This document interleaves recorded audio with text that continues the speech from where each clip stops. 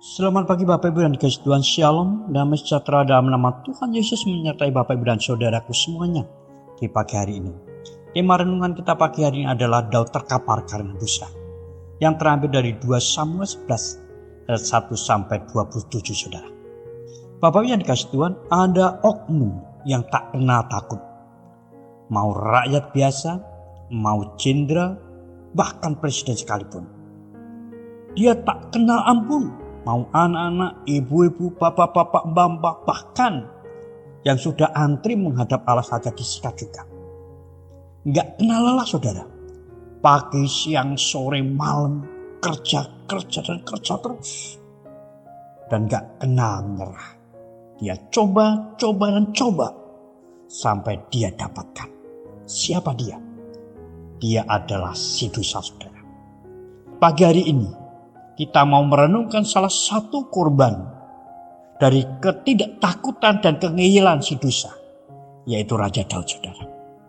Mengapa Raja Daud, raja yang dekat dan dikasihi Allah, raja dan hamba Tuhan besar, yang tingkat rohaninya tidak bisa disangsikan lagi, bisa jatuh terkapar karena dosa saudara?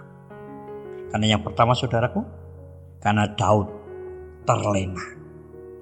Ayat 1. Pada pergantian tahun saudaraku yang dikasih Tuhan, yaitu pada musim semi biasanya dipakai untuk berperang baik ekspansi maupun mempertahankan diri. Karena musim itu gerak tentara tidak terganggu. Adanya hujan, salju maupun panas. Tetapi Daud yang biasanya ada bersama-sama dengan pasukannya justru memutuskan untuk tinggal di Yerusalem.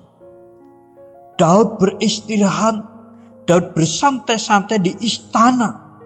Sementara tentaranya bertaruh nyawa untuk dia.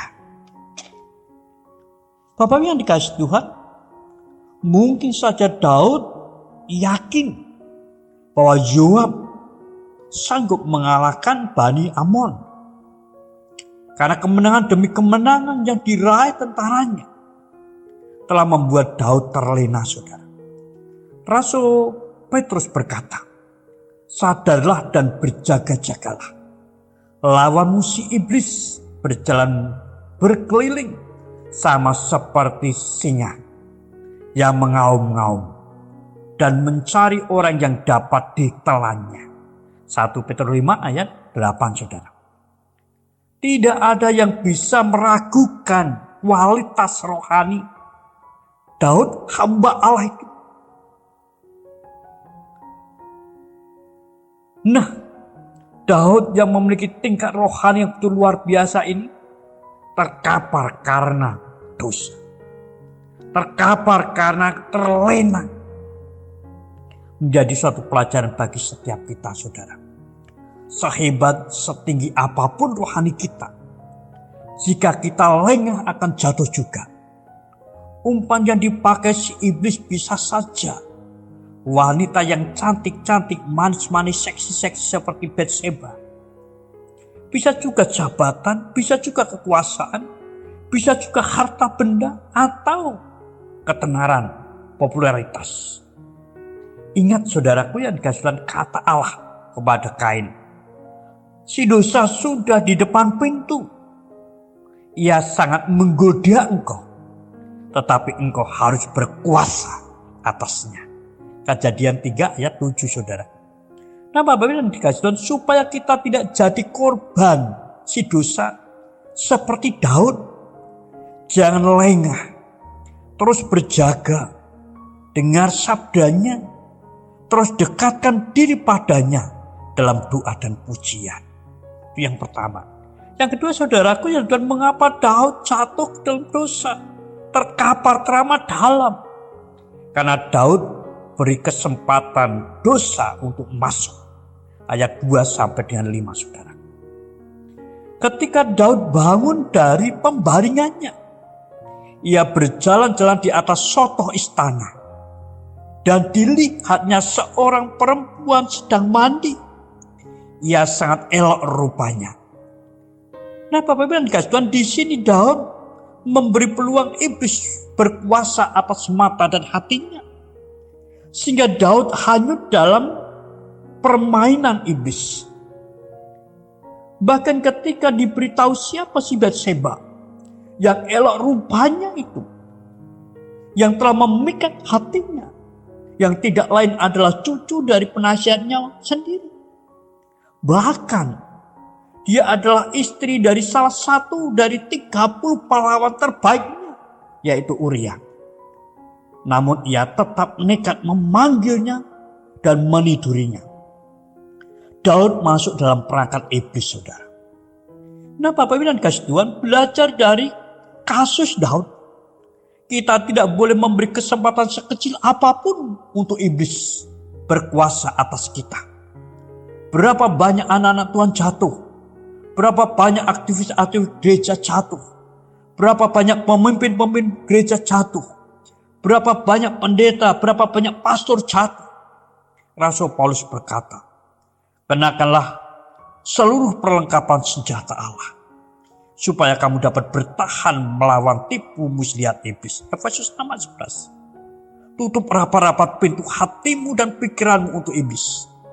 Dan buka selebar-lebarnya untuk Allah memimpin dan berkuasa atas kita.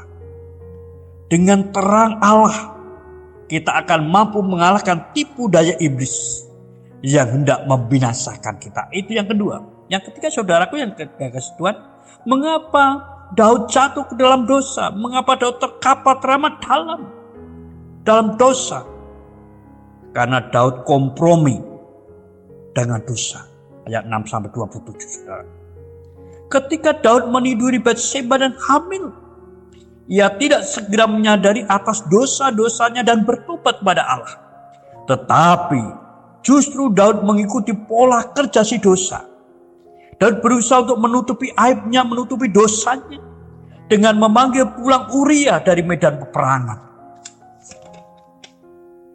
Dengan harapan Uria pulang dan tidur dengan istrinya Batseba. Sehingga anak dalam kandungan yang merupakan hasil hubungannya bisa dilimpahkan kepada Uria. Tetapi saudaraku yang dikasih Tuhan, Uria adalah salah satu prajurit yang memiliki dedikasi yang tinggi. Jiwa keprajuritan Uria yang luar biasa. Tidak mau pulang dan bersenang-senang dengan istrinya. Selagi teman-temannya ada di dalam medan peperangan bertaruh nyawa. Daud gagal pada rencana pertama dan tidak bertobat, tetapi justru Daud merencanakan pembunuhan yang sangat keji terhadap prajurit yang sangat setia kepadanya, pahlawan terhebat yang dimilikinya, dengan menempatkan di barisan terdepan di bagian musuh yang paling kuat dan ditinggal mundur, dan akhirnya Uria mati. Daud yang adalah nabi Allah, Daud yang adalah hamba Allah yang luar biasa, memiliki kerohanian yang tidak bisa diragukan itu. Oleh karena bersekutu, oleh karena berkompromi dengan dosa, Daud bisa berbuat keji luar biasa. Ia jatuh ke dalam dosa yang teramat dalam. Nah, Bapak Ibu dan saudaraku yang dikasihi Tuhan, apapun keinginan kita, apapun tujuan kita, apapun cita-cita kita, jangan pernah melibatkan dosa untuk mewujudkannya. Baik itu untuk urusan rumah tangga, baik itu untuk urusan pekerjaan, jabatan, kekuasaan, kepopuleritasan, ketenaran. Jika kita tidak ingin jatuh terlalu dalam seperti Daud, jangan libatkan dosa. Libatkanlah Allah dalam segala rencanamu, maka segala usahamu dibuatnya berhasil. Tuhan memberkati. 3 hal yang membuat Daud jatuh ke dalam dosa, terjerembab teramat dalam dosa.